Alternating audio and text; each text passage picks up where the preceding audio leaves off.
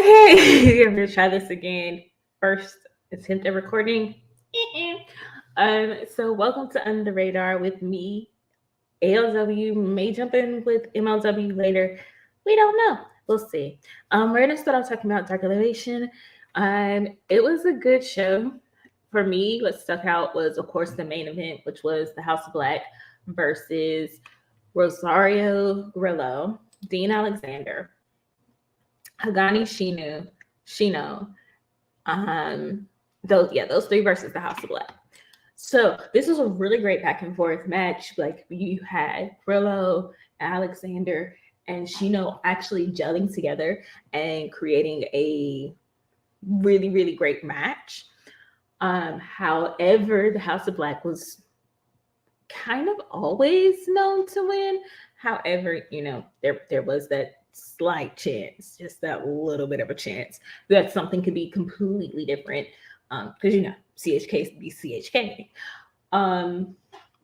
This was the match that Grillo injured himself, and as we have found out, he has shattered his ankles, so he's going to be out for much longer than the predicted 3 to 5 months. I hope when he comes back, he continues to be on that path that he was on with Dean Alexander, because it did seem like they were building them to do something as the stand-in Young Bucks, but just getting them back on camera would be great too. Get well soon, Grillo. It was a really great match. Go out of your way to watch that one. That was the main event. Dark Order versus Ryan Nemeth and Chaos Project and the Wingmen.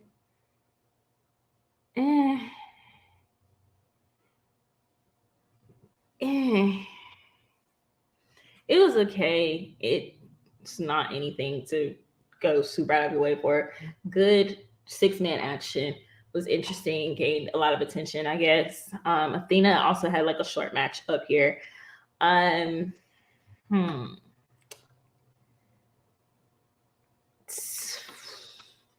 Dark Elevation wasn't too much this week.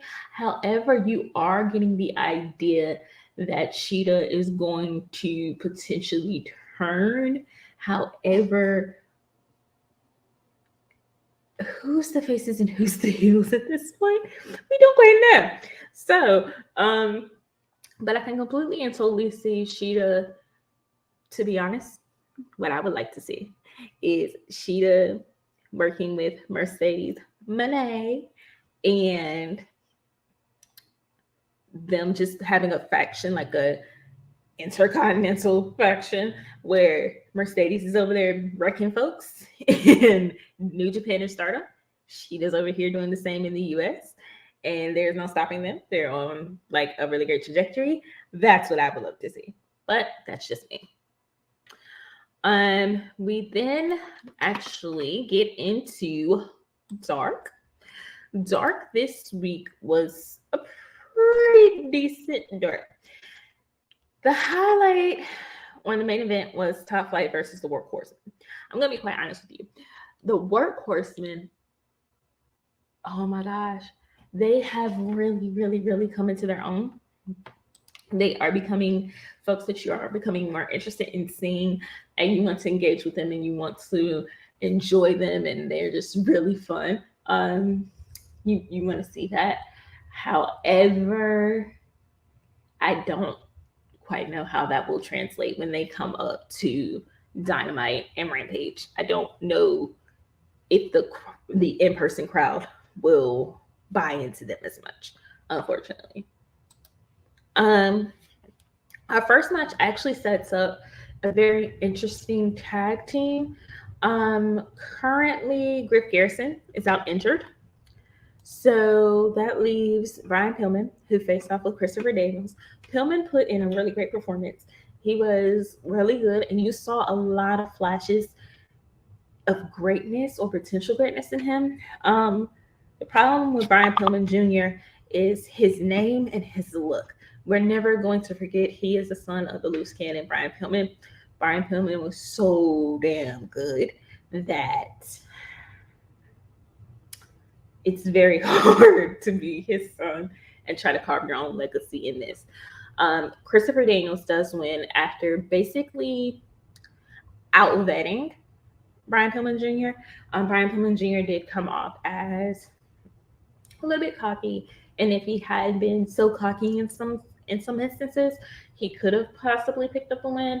But after this, we see Brock Anderson approach Brian Pillman Jr. Arn is like, look, I'm not fit to do this. I'm getting old. I'm tired. This traveling shit ain't for me. So he proposes that Brock and Brian work together. And Brian was like, my mom always said, if you have to go like with anyone or trust anyone with your career, go to Arn. So he was like, I'll do it. I want to see what happens. This is going to be very interesting. I see good things. We have Amy Sakura and Jada Stone as the second match. Sakura, of course, wins. Let's see what else. Blake Christian versus Sean Maluta was a good match. However, I want to see more. I want to see more from both of them. Give me something a little bit longer. Put that on Dark Elevation instead of just Dark. We get not there's other matches, but they're not like that important, I guess.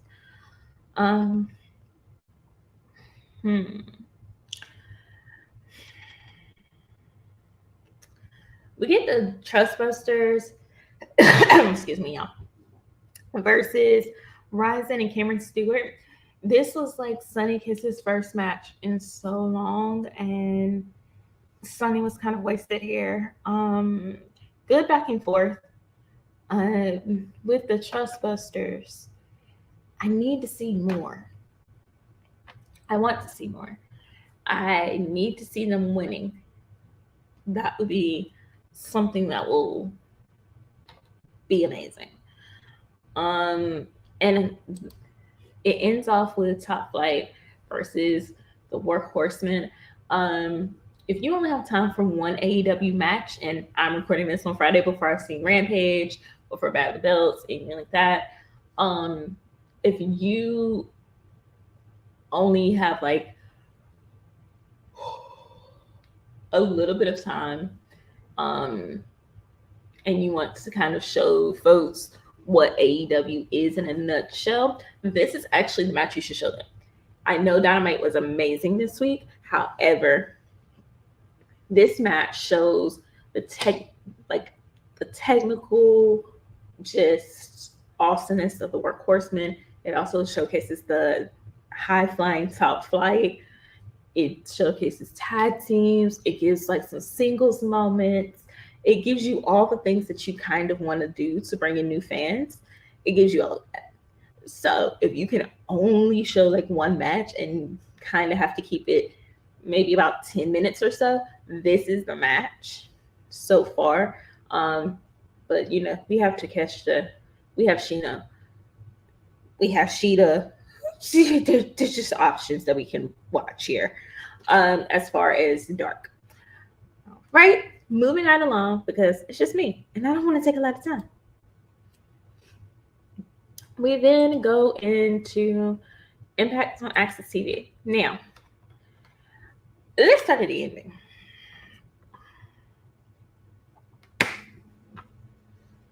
Scott D'Amore. Now that Vinnie Mac is back, you need to remind your wrestlers that they like working for you. Cause might just be me, but letting my boss get powerbombed through a table, I would think I would get fired. Bully Ray comes onto the ring after being suspended, calls out Josh Alexander. Scott D'Amore comes out and is like, I told you to get, you still here. Why you still here? I don't want it. Why did I see you? Why you here? Why you existing? And Bully Ray just keeps. So Scott D'Amore was like, some of y'all talking, you need to shut the F up before you get messed up. And he pops Bully Ray in the face real quick. This goes pretty well. Scott D'Amore's getting his licks. He's going. Unfortunately, we got the good hands. I don't care to remember their names right now. They come out. They beat him up. They help set up the table. Bully Ray puts him through a table. Again, I would just remind your talent, Scott D'Amore, that Impact.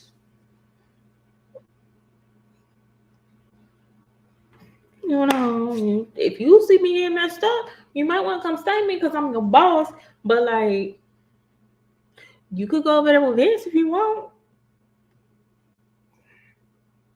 Just saying, just throwing that out there. I'm not telling you how to run your company, but yeah. It was a good match, but it's just one of those shows that you kind of have to watch. Because it was a lot of back and forth talking to set up Hard to Kill, which is in about 13 days or so. So the talking kind of got in the way of things. I'm trying to see exactly when it starts. We have Masha Slamovich getting beat by Taylor Wilde. Good actual in-ring fight. However, yeah, Masha's already going down, unfortunately. Rick Swan and Steve Macklin cut promos and they're ready to fight. It's going to be what kind of match is it going to be? It's going to be some type of match. Kenny King beats us Mom Big Babies. I should laugh. But him beating the students is very like I'm just going back to Kill Bill in my head. So I was rolling and Speedball was all upset. So that just kind of made it funnier because an angry Canadian. Just you gotta laugh sometimes. Yeah, Moose and Joe Henry is interesting. I think it's kind of killing both of them, to be honest. We have a Mickey James video that goes over her career. And I know folks are like, oh, she's probably going to retire. I don't know. I feel like she's not going to retire just yet. I feel a screwy finish happening. Might just be me, but that's how I feel. So, take that as how you feel. Let's see what else. That's honestly all for Impact. It was a good show this week, but it's one of those ones that's very like promo and kind of tape heavy. So you want to honestly watch it. It is watchable. It was interesting. So I think that it's just one of the ones that you have to actually see, unfortunately. So that is it for Impact. Before I move on, I do just want to take a moment and just say, I'm looking forward to, whole new year, more of Under the Radar. Please make sure that you leave your comments, like, share, and subscribe. Give us feedback. Tell us other shows that you want us to watch. There is an MLW watch along that's planned for tonight when this drops, but it is planned for Saturday at, I believe, 7 p.m. Eastern. So, come along, watch with us. As we go on, we're going to talk about being the elite. I should laugh. I should not laugh at this much. This is one of my favorite episodes just for the first segment where Kenny's in the back, the Bucks are getting pumped up. They're like, oh, we got to win because if we don't win, like, we're screwed. This is our legacy. What are we going to do? Type of situation. Kenny's like, we're going to beat them before they even get to, like, the stage. And Matt and Nick are like, yeah, we're going to get them in the tunnels. Kenny's like, no, before that, yeah, gorilla position. No, before that, the Bucks are like, well, where are we going to go, Kenny? Like, what are we going to do? And Kenny's like, we're going to get them in the locker room, in the hallway, before they even go out. This is making reference to Brawl Out and how folks how folks said the young folks super kicked the door open. They did not super kick the door open in this skit, but it was really hilarious just how they played off of it. Um, Brandon, I need you to stop playing. I know you got the footage. I know you got it, and I want to see it. So like, slide that in our DMs on Twitter. You know, I won't tell nobody where it came from. I'm just saying, Brandon, if you see it, let me know. All right.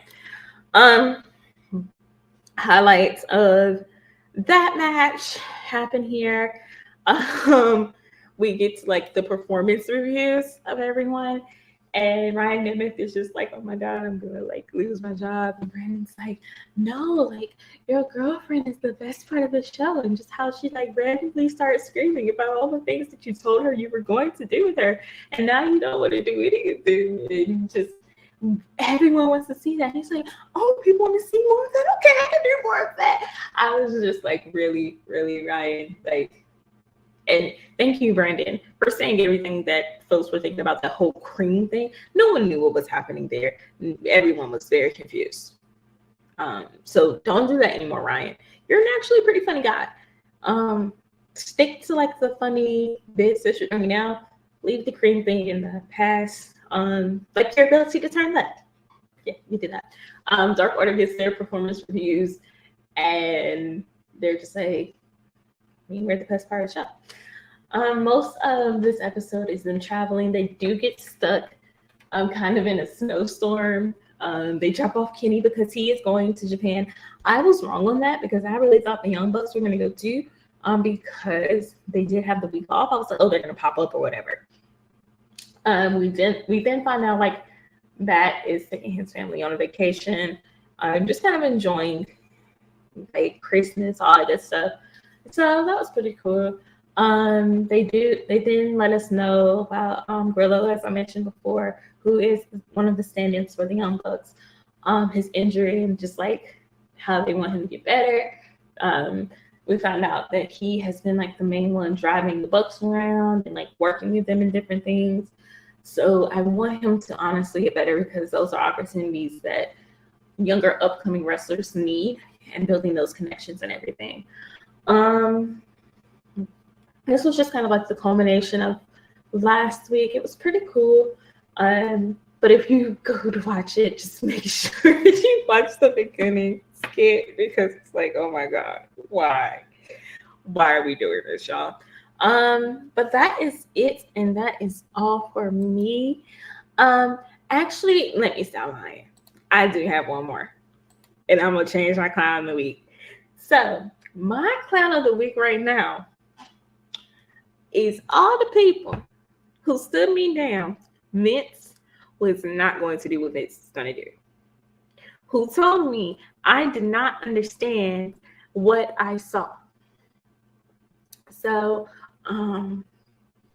yeah, I can read like the financial documents, and that Class B stock that Vince owns gave him all the power, contrary to what everybody thought. At any point in time, Vince could have done what he's doing now. Vince was just like, I'll get some pussy. Chill out for a little bit. That's what Vince did. Vince did not just let folks have his company.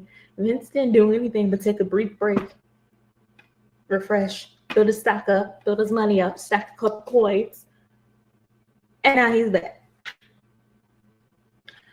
Win, lose, draw.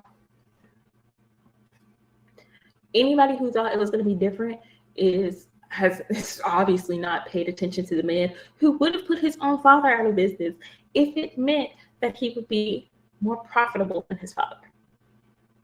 He did. Vince's backstory is one that will be legendary when it comes out.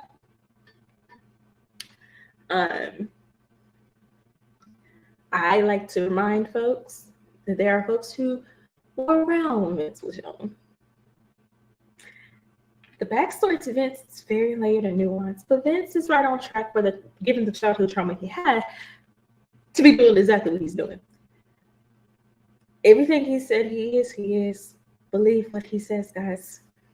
So yeah, my clown of the week goes to every single person who thought Vince wasn't gonna do what Vince is gonna do. Because he's Vince.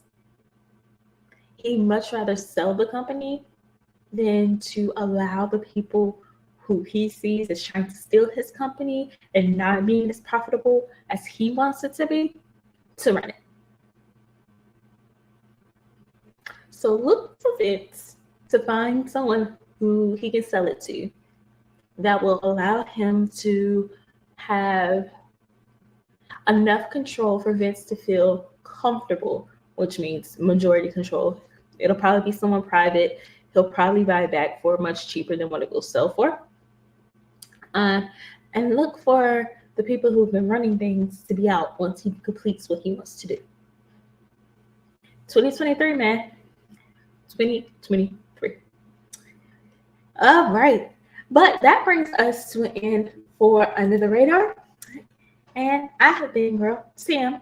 You can find us, well, me and the rest of the crew, on live starting on Tuesday at 10:30 p.m. Eastern, when we do the cookout. We talk about a bunch of different wrestling topics. Feel free to come and talk to us, give us some ideas. We love your feedback. Make sure you drop comments on those videos as well. They are also live on Fridays starting at 8 p.m. Eastern up until 10 p.m. Eastern. Although this week we have battles of the belt, so 11 p.m. Eastern. We'll review Friday Night SmackDown, AEW Rampage, and we also have Battle of the Belts. Of course, as I mentioned, we have an MLW live watch along on Saturday, and I want to say about 7 p.m. Eastern. So come watch MLW. With ALW, I think Sammy Joe. I just know I ain't gonna be there.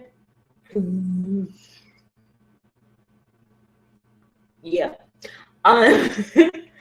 But feel free to reach out to us via Twitter, Facebook, YouTube comments. We are here. We want to hear from you. We want to engage with you. So feel free to reach out to us. All right. Everything, you can find us under Workhorse Wrestling Network on just about everything. So that is it, and that is all. See you all next time. Peace.